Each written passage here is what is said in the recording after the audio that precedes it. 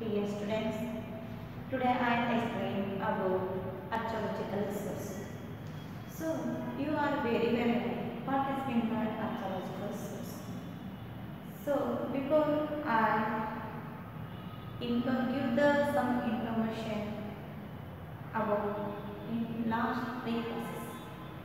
Dear students, in first class, today's history bridge course last class is there. So, already we are discussed in the three classes some points of history.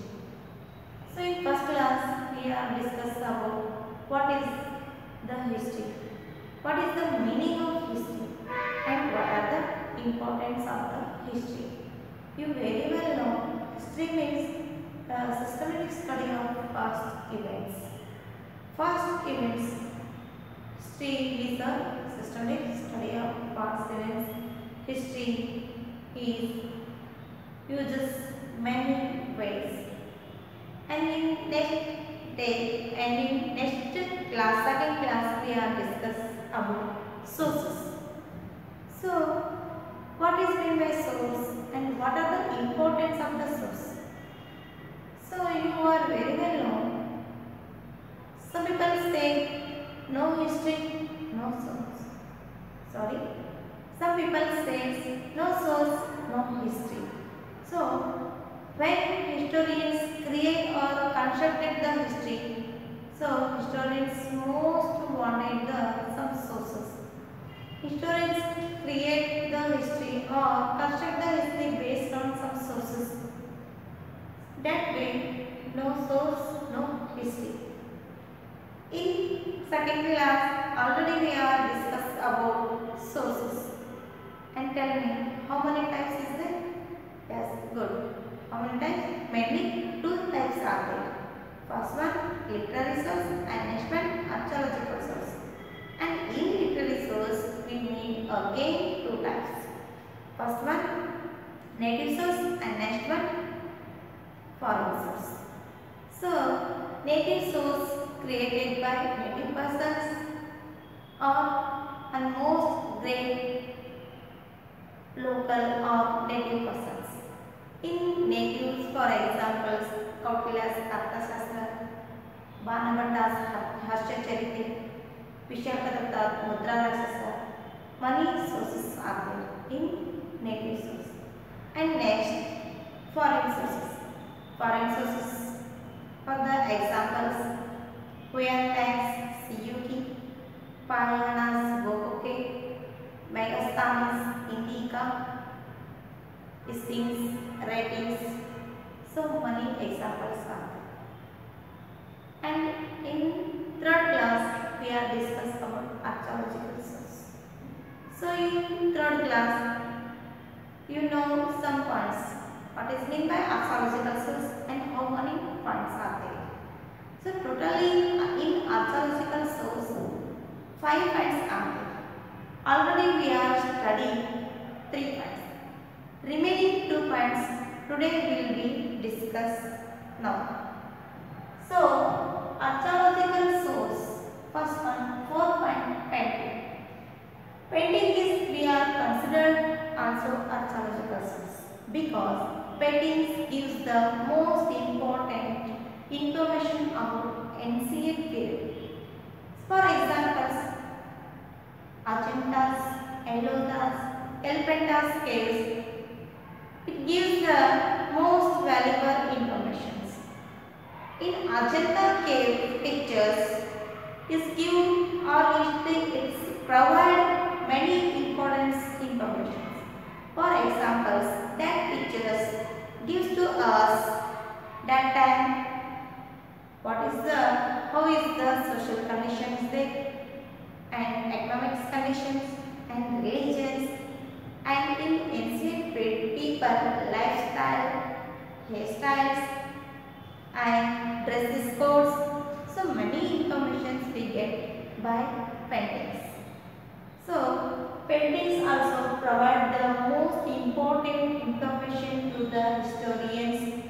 Historians that information collect and then analysis and then examinations and then construct the history. So that reasons paintings also archaeological sources. So in paintings it gives the examples of events history. Historical events information also gives by the paintings. We collect more information, more historical events by paintings. For examples, in Ajanta second cave, one picture is there. That picture shows the exchange of assembly.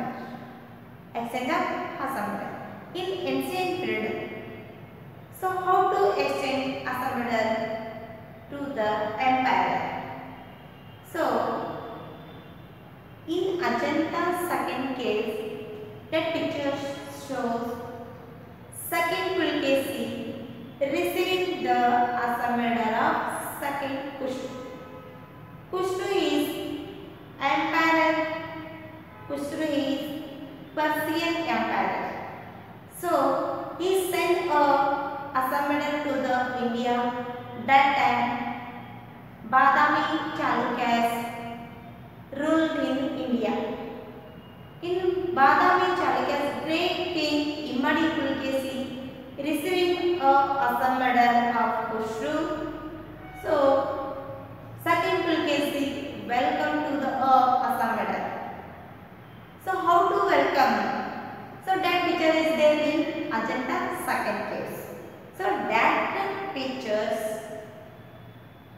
gives to us in Badami Chalukyas period a Persian assembly come to the India and lived many years and collect the knowledge and get the or the knowledge. So how to collect the information? For paintings. By paintings. We are collect that information by paintings. So that reason paintings also archaeological source. And next, fifth one, inscriptions. What is meant by inscriptions? So you are very well known. So many sources are there in archaeological sources. Inscriptions is most important in the archaeological source because inscriptions provide the information very truthfully and very confirmly. So that reason inscriptions is most important in the archaeological source. So inscriptions is the first place the sources among the sources of writing the history. That reason inscription is most important in the writing history. So many inscriptions are there. In India more than 75,000 inscriptions are there. 75,000 inscriptions has been found in India. I take some examples now. Before I explain that these points, I give the one more information. In India, Ashoka first empire first the inscriptions. In India, Ashoka was first empire first the inscriptions. That reason we called Ashoka was king of inscriptions. So Ashoka created many inscriptions. That inscriptions help to us know the history of Ashoka. Ashoka was a great person in Maurya Empire. So these information we collect by that his inscriptions. So Ashoka was created many inscriptions. So he first person in India. In India, Ashoka was first emperor or first king, first the inscriptions in India.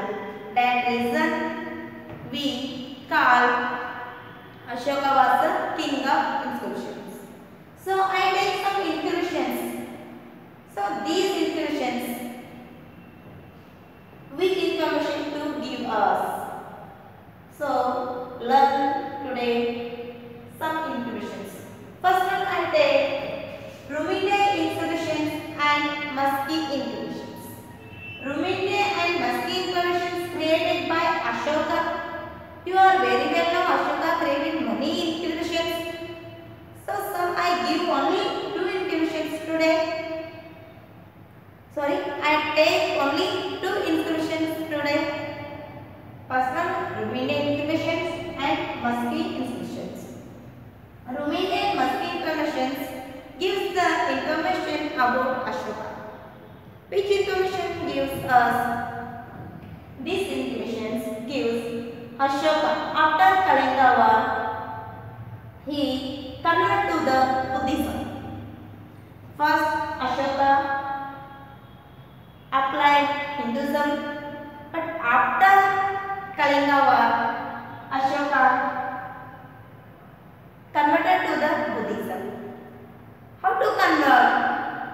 So, what are the reason is there?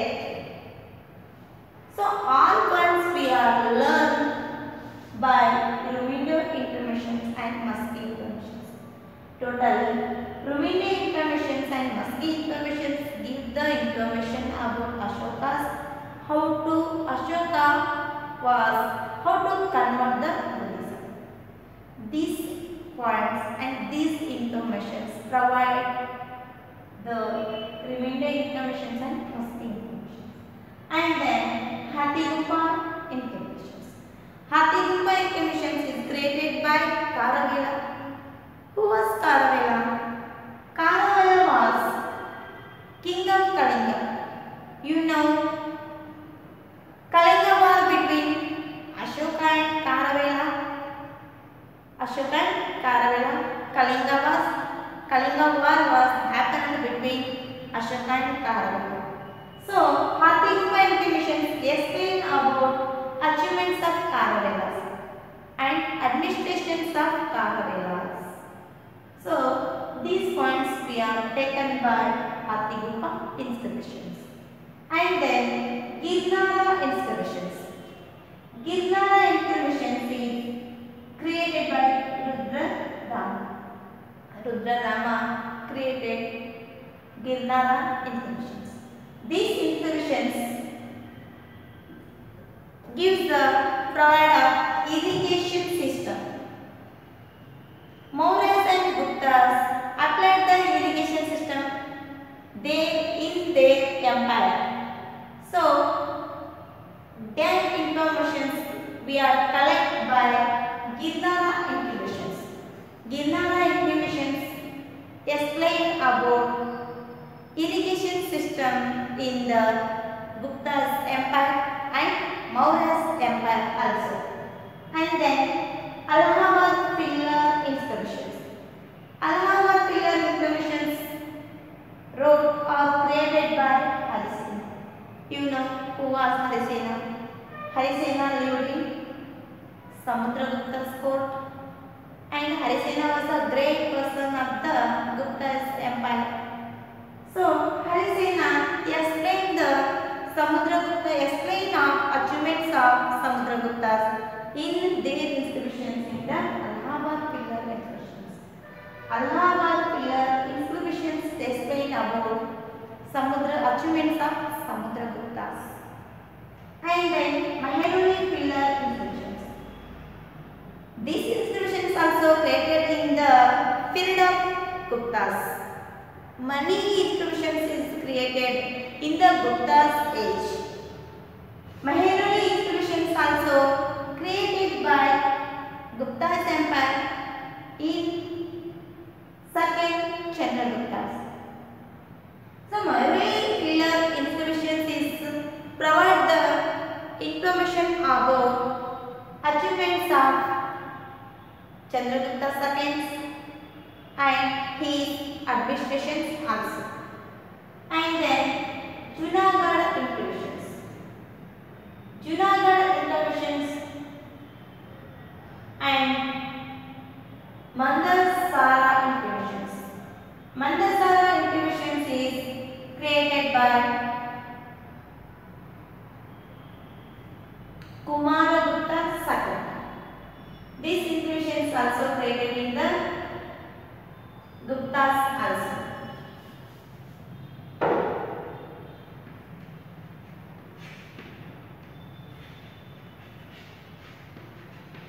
Junagadh interventions is created by Skandagupta.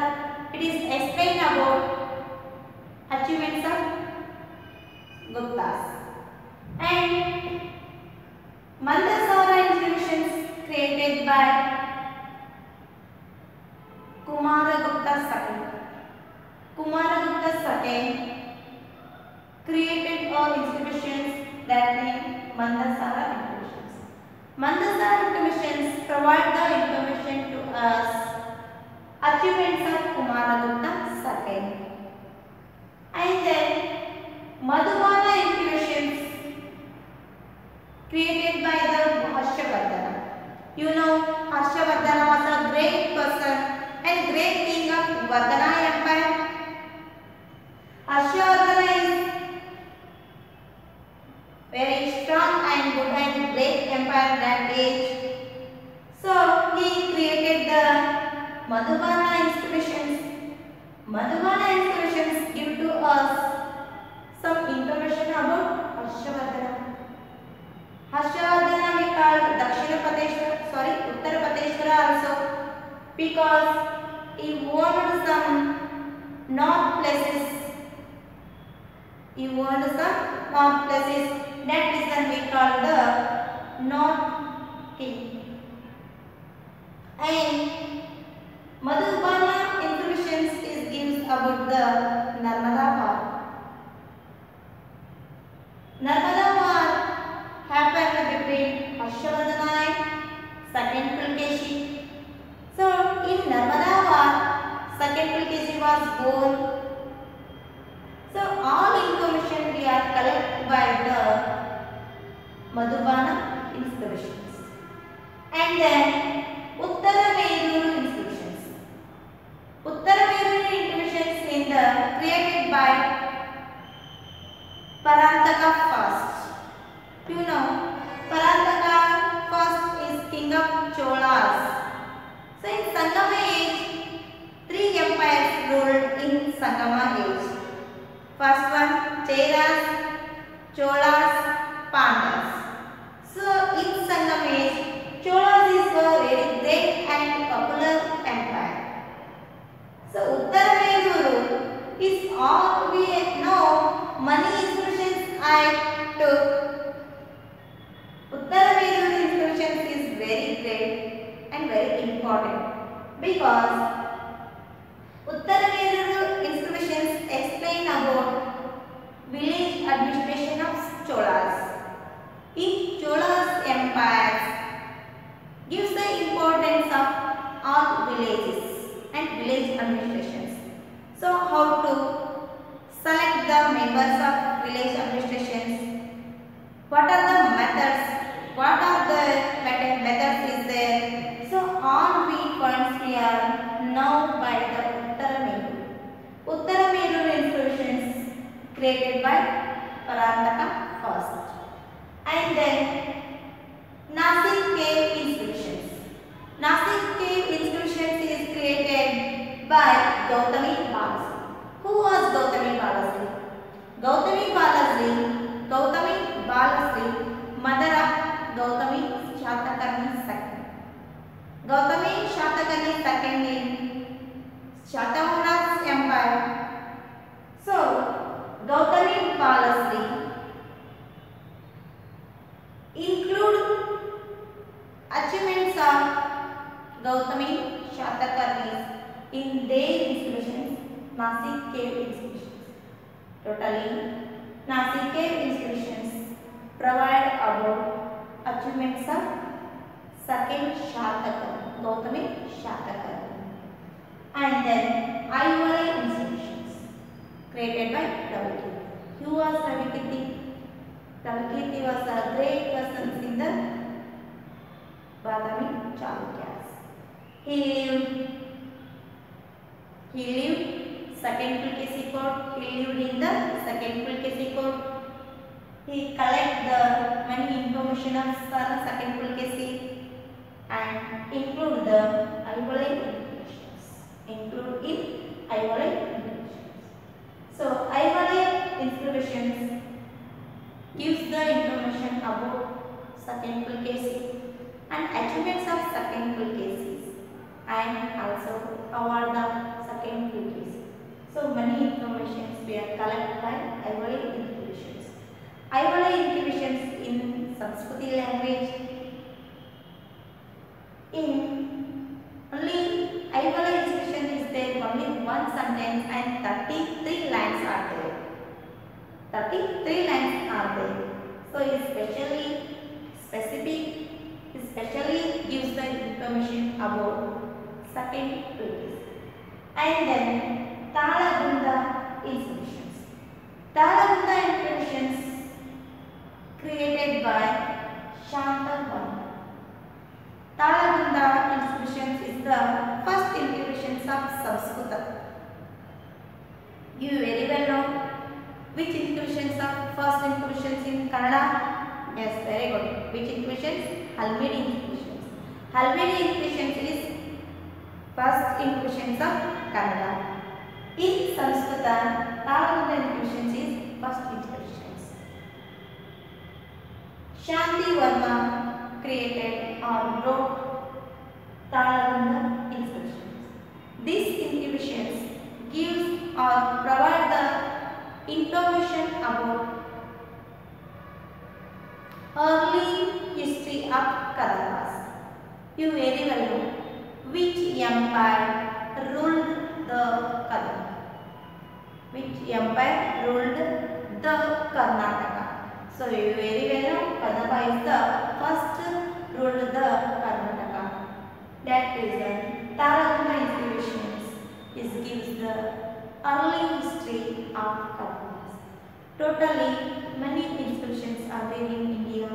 Totally 75,000, more than 75,000 inscriptions found already.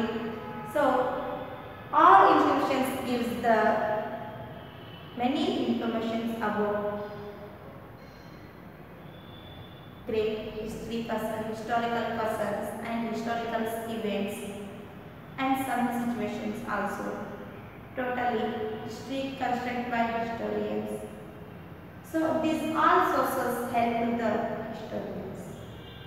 So in next class, totally today completed your bridge course. This class is the last class of the bridge course of history.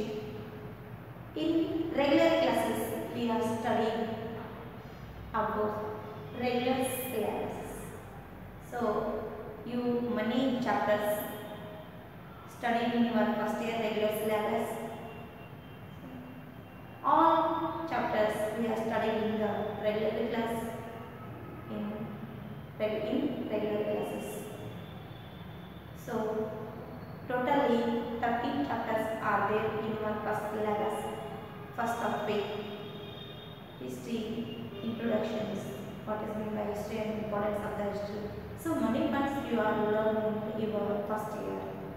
And many revolutions are there, Russia revolutions, America revolutions, China, France.